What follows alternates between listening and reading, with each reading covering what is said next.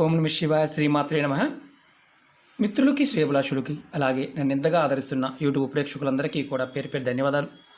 మిత్రులారా, మీ అందరికీ పరాదేవత ఎల్లవెల్లలా మీతో ఉండి మీ మనోవాంఛ నెరవేర్చాలని మనస్ఫూర్తిగా కోరుకుంటున్నాను. ఈరోజు మనం ఒక అద్భుతమైన మంత్రాన్ని తెలుసుకుందాం. గురూపదేశం లేకుండా మనం చేసుకోగలిగే మంత్రం. ఈ మంత్రం సాధన చేయటం వల్ల ప్రతిరోజు 2 నిమిషాలు మీ మనసులో ఈ మంత్రాన్ని తలుచుకోవడం వల్ల మీ ప్రతి కోరిక తీరుతుంది. అలాగే ఎటువంటి ఇబ్బందుల నుండైనా సరే బయటపడతారు. ప్రతి సమస్యకి సమాధానం దొరుకుతుంది. సమస్య నుండి బయటపడే మార్గం తెలుస్తుంది. ఇప్పుడు మనం అందరం కూడా మహమ్మారి వల్ల అనేక ఇబ్బందులు ఎదుర్కొంటున్నాం, భయానికి గురవుతున్నాం. మనలో ఉన్న భయాన్ని, అలాగే మనకి ఏదైతే మానసికంగా అనారోగ్య సమస్య వస్తుందేమో అని భయపడుతూ ఉంటే ఆ అనారోగ్య సమస్య అనే భయాన్ని నుంచి కూడా మీరు బయటపడతారు. మీరు చేస్తున్న పనుల్లో ఆటంకాలు ఏర్పడుతూ ఉంటే, అంటే ఏ పని చేసినా పూర్తి కాకుండా ఇబ్బంది పడుతూ ఉంటే, మీరు ఈ మంత్రం ప్రతిరోజు మనసులో తలుచుకోవడం వల్ల ఆ ఆటంకాల నుంచి బయటపడే మార్గం తెలుస్తుంది. ఈ మంత్రం చాలా శక్తివంతమైన మంత్రం. ఇది అద్భుతమైన శివమంత్రం. ఎవరైతే శివభగవాన్ని ఆరాధిస్తారో వారికి ఎటువంటి ఇబ్బందులు, సమస్యలు దరిదాపుల్లో కూడా రావు అని శాస్త్రం చెప్తున్నమాట. ఎవరైతే ఈ మంత్రం చేస్తారో వారు కోరుకున్న ప్రతి కోరిక నెరవేరుతుంది. ఈ మంత్రాన్ని ఎలా చేయాలి, ఏ విధంగా చేయాలి మీకు వివరిస్తాను. ఈ మంత్రాన్ని ఆడవారైన మగవారైనా జపించవచ్చు. ఆడవారు గుర్తుంచుకోవాల్సింది ఏంటంటే నెలసరి టైంలో మాత్రం జపించకూడదు. ఎటువంటి ఆహార నియమాలు లేవు, మిగతా ఎటువంటి నియమాలు ఏమీ లేవు. ఎవరైనా మనసులో చేయవచ్చు. ఈ మంత్రాన్ని మీరు ఏ రోజు నుండైనా మొదలు పెట్టవచ్చు. ఈ మంత్రాన్ని ప్రతిరోజు ఉదయం స్నానం చేసిన తర్వాత 2 నిమిషాలు తలుచుకోండి. అలాగే సాయంత్రం స్నానం చేసిన తర్వాత 2 నిమిషాలు తలుచుకోండి. అంటే సాయంత్రం అంటే మనకు అనుమానం వస్తుంది. 6 నుండి 9 మధ్యలో ఈ మంత్రాన్ని 2 నిమిషాలు తలుచుకోండి. మీకు ఈ మంత్రాన్ని మనసు తలుచుకోవడమే కానీ జపమాలతో అవసరం లేదు. ఈ మంత్రాన్ని ప్రతిరోజు మనసు తలుచుకోండి. అంటే మీకు ఏదైనా ఇబ్బంది కలిగింది, మాకు ఇబ్బందిగా ఉంది అన్నప్పుడు మీరు పూజ చేస్తూ ఉంటారు. ఒకసారి పూజ చేయడానికి వీలు కాదు, స్నానం చేస్తారు కానీ పూజ చేయడానికి వీలు కాదు. మీ ముఖాన్ని తూర్పు వైపు కానీ ఉత్తరం వైపు కానీ పెట్టి మీరు ఈ మంత్రాన్ని మనసులో 2 నిమిషాల సేపు తక్కువ కాకుండా తలుచుకోండి. ఇంకెక్కువ తలుచుకోవచ్చు, ఎలాంటి ఇబ్బంది లేదు. మంత్రం ఏంటి, ఎలా చేయాలో చెప్తాను. అలాగే మీకు ఈ వీడియో నచ్చినట్లయితే లైక్ చేయండి, ఛానల్ని సబ్స్క్రైబ్ చేసుకోండి, పక్కనే ఉన్న గంట సింబల్ని యాక్టివేట్ చేసుకోండి, 10 మంది మిత్రులకి షేర్ చేయండి. చాలామంది మిత్రులు అనేక రకాల సమస్యలు అడుగుతూ ఉన్నారు. మీరు ఛానల్లో ఉన్న వీడియోస్లోకి వెళ్ళండి, లేదంటే ప్లేలిస్ట్లోకి వెళ్ళండి. నేను చాలా వీడియోలు చేయడం జరిగింది. మీరు ఏది చేయగలుగుతారో పదార్థంతోనూ సమయము మీకు వీలైతే మీరు చేయగలిగిన దాన్ని మాత్రమే ప్రయత్నించేయండి.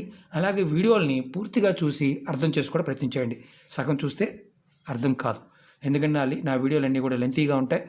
మీకు ఎక్స్ప్లెనేషన్ చాలా ఎక్కువ ఉంటుంది. 1కి 2 సార్లు చేయడం జరుగుతుంది. ఎందుకంటే చాలామందికి అర్థం కాదు కాబట్టి. కొంతమంది తెలివిగల వారు 1 నిమిషంలోనే అర్థం చేసుకోగలుగుతారు. అలాంటి వారు 100లో 1-2 ఉంటారు. మిగతా వారందరూ కూడా 1కి 4 సార్లు చెప్పినా అర్థం కాకుండా ఉండడం వల్ల ఇబ్బంది పడుతూ ఉంటారు. కాబట్టి 1కి 2 సార్లు, అర్థం కాకపోతే 1కి 2 సార్లు చూడండి, అర్థమైతే చేయండి. ఈ మంత్రాన్ని మీరు గుర్తుంచుకోవాల్సింది ఏంటంటే నియమ నిబంధనలు ఆడవారికి నెలసరి మాత్రమే, ఆహార నిబంధనలు ఏమీ లేవు. ఎవరైనా ప్రయత్నపూర్వకంగా చేయొచ్చు. మంత్రం వచ్చేసి చూడండి. ఓం నమః శివాయ శుభం శుభం కురు కురు శివాయ నమః ఓం. ఇది గురూపదేశంతో కూడుకున్న మంత్రం కాదు, ఎవరైనా చేయవచ్చు. ఓం నమః శివాయ శుభం శుభం కురు కురు శివాయ నమః ఓం. ఈ మంత్రాన్ని 2 నిమిషాల సేపు, మీరు ఎంతసేపు అనుకోగలుగుతారు. నిమిషానికి 108 లేకపోతే 60, 50 ఇలా ఏం లెక్కలేదు. 2 మినిట్స్ మినిమం, 2 నిమిషాలు. అంతకన్నా ఎక్కువైనా చేయవచ్చు, ఇబ్బంది అయితే లేదు. ఇది స్నానం చేసిన తర్వాత మాత్రమే చేయండి. ఇది ఒక్కటే దీనికున్న నియమం. ఆహార నియమం అయితే ఏమీ లేదు. స్నానం చేసిన తర్వాత మాత్రమే ఇది చేయండి. ఉదయం కానీ సాయంత్రం కానీ.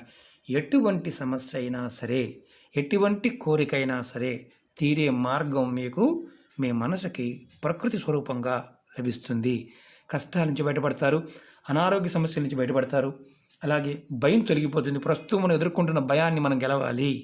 భయపడమాకండి.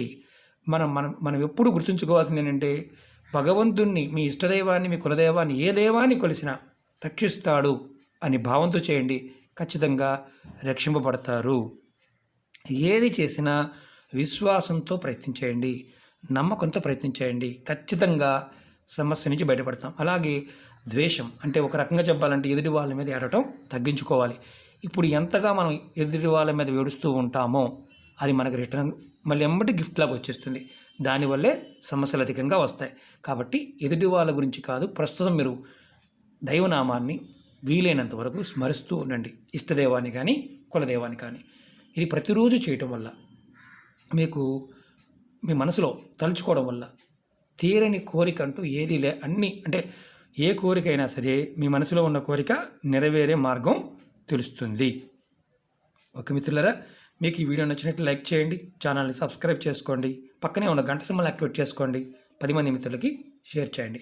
మరొకసారి మంత్రాన్ని చెప్తాను. ఓం నమః శివాయ శుభం శుభం కురు కురు శివాయ నమః ఓం. చాలా తేలికైంది. మీరు ఈ మంత్రాన్ని రాసుకోండి, పేపర్ మీద రాసుకోండి, ఎప్పుడు లేదా స్టిక్ చేసుకోండి. మంత్రాన్ని ప్రతిరోజు కూడా అనుకోండి. పూజ చేయలేని వారు ఈ చిన్న ప్రయత్నాన్ని ప్రయత్నించండి. ఓకే మిత్రులారా, ఓం నమః శివాయ శ్రీమాత్రే నమః.